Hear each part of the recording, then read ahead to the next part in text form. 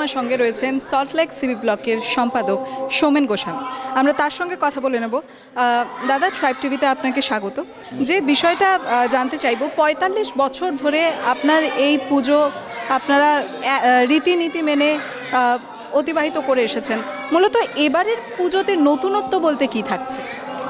আপনি দেখবেন আমাদের পুজোর এবারে থিম হচ্ছে 12টা যে শিবলিঙ্গ আছে আমাদের, সেইটাই তার উপরেই আমরা পুজো করছি। শিব হচ্ছে শক্তি আরাধনার ঠাকুর, সেই জন্য শক্তি পাওয়ার জন্য আমরা যাতে সবাই পশ্চিমবাংলার গোটা মানুষ সবাই ভালো থাকে, সেই জন্যই আমরা শিবের আরাধনার মাধ্যমে মা দুর্গাকে এবারে নিয়ে আসছি।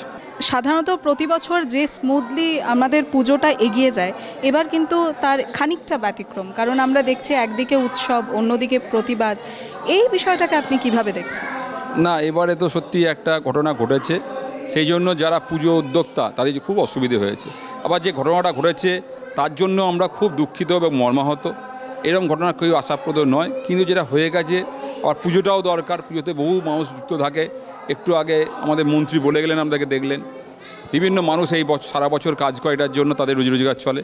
সেই চিন্তাভাবনা করে আমরা পুজো করছি। এই যে সল্টলেক শহর আন্দোলনের সময় কিন্তু এই সল্টলেক শহরটা এক প্রকারের প্রাণকেন্দ্র হয়ে উঠেছিল।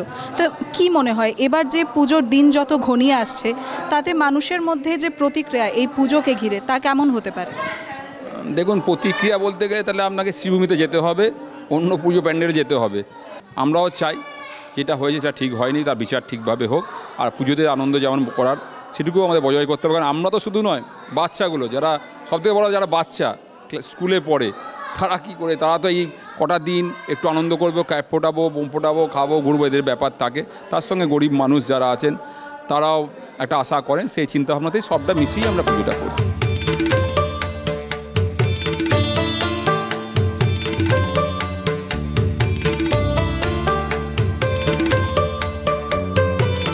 আর আজকের এই পুজোয় সুদূর ফ্রান্স থেকে এসেছেন আরও দুজন বিশেষ অতিথি। আমরা তাদের সঙ্গেও কথা বলে নেব, জানবো যে তাদের কাছে দুর্গাপুজোর মাহাত্ম্যটা কোথায়।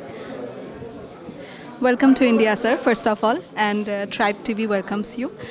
I would like to know, the Durga Puja is actually not only a festival, but an emotion to the entire Bengali family or entire Bengali community. How will you like to describe it?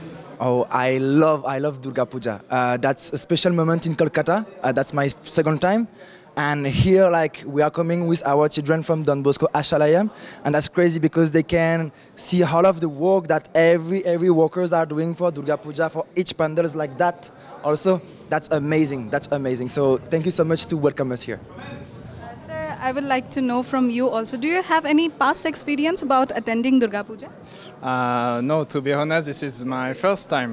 I don't really had more things than my friend Hugo, but he said every creative way to get Durga Puja celebrated. On every, for example, this is a traditional one, but we have a lot of modern ones which are really beautiful. It still can show the work behind it, the thinking behind it, and so I think it's really interesting for this. So, every nation has their unique biggest festival. So do Bengali have this Durga Puja. So how would you like to compare this? What are the terms that makes Durga Puja so unique that you are coming here? To be honest, the celebration and the way to get it. For example, I was thinking like Durga Puja is the biggest puja in Kolkata. But we don't have any equivalent even in France, because if I take, for example, Christmas as an example, we don't take that much effort into making decoration, to decorate things this way, so I don't think there's any equivalent to Durga Puja.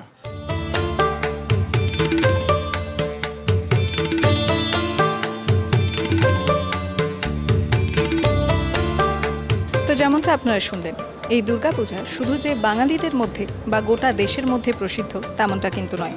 আজ গোটা বিশ্ব এই দুর্গাপূজাকে কেন্দ্র করে একই ভাব আবেগ নিয়ে তারা কিন্তু এই উৎসবে মাতোয়ারা হয়ে উঠছেন।